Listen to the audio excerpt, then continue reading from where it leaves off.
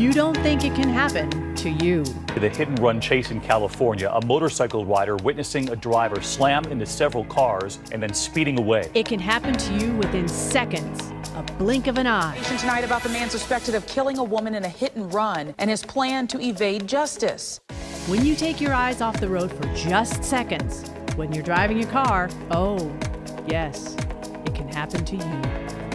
See, it's not a matter of if, it's a matter of when. When the sands of time will run out within your hourglass. New at 10, a hit and run caught on video, and now a teenager and his family are looking for the driver who took off. He was a victim of a distracted driver hitting the road while riding his motorcycle going 65 miles per hour. He nearly lost his life. Now on a crusade to help save lives and prevent someone else from becoming a victim, the creator of DistractedDriversBusted.com and now the host of this podcast, it's Howard Drescher. Today's show is going to be a little heartbreaking for people. I know it is for me, and I know it is for my guest. But I will tell you this. Today, as if we did just last week, we're going to take and run this show 30 minutes straight. I'm not even going to break away for any commercial spots, PSAs, or anything like that. I think it's kind of important that I just get right to the point. So, welcome to the show. Again, my name is Howard Drescher, and I am the host of Creators. I am the creator of DistractedDriversBusted.com, and now this this podcast, I guess I should say. I created a reality TV show. We're trying to get that pitch to the networks now. I nearly lost my life hitting the road doing 65 miles an hour. And according to the CHP, I'm a walking SIG alert, and I live it and handle it every day in that format. I don't take anything for granted. When I drive, I'm obviously looking left and right so I can see who's around me. I look in front. I can see who's behind me. I try to drive in pockets. And I often wonder why I'm still alive. My mother, who's no longer with us, she's always told me that it's a shame for a parent to bury a child.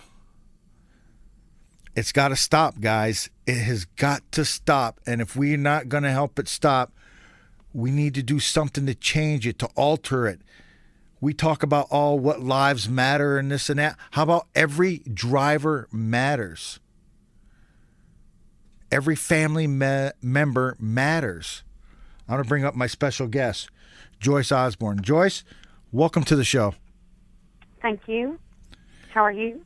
All right, I'm doing fine, and I know that you've had a rough year starting in February.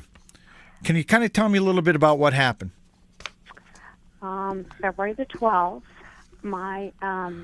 that weekend my son was driving from Texas to Arizona to pick up a friend and help her move back to Texas. And it was at 1:08 in the morning that he was pronounced deceased. He was driving down a road in Arizona that had twists and boulders, and the accident happened. Actually, there was a border patrol that was behind him, and the accident happened at 12:58 a.m. on February the 12th, and at 1:08, with him still in his truck burning, his truck had flipped and it had caught fire, they pronounced him deceased. And in that time period, when his truck flipped, his truck was engulfed, there was nothing left of it. His cell phone and a Red Bull was laying in the middle of the road ringing. Right. The only way that they were able to identify my child was through that cell phone. And he had his license plates. They had to do some work, but through the cell phone that was ringing, they entered the cell phone, and it was the young lady that he was within, I think, 15 or 20 minutes of picking her up, and he never made it. Oh. So let me ask you this. I know the accident happened or the crash happened. How did you get notified? I actually was notified through my son's, the mother of my son's children. They notified her first, and then she notified me, and then within a short amount of time, the trooper that was near Arizona notified me via phone. Oh, I see.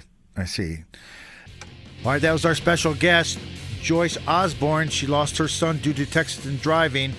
It can happen at a blink of an eye. Look here, guys. Just like I always say, the sands of time will run out. And again, remember, I don't want to die today. Do you? We'll be back next week.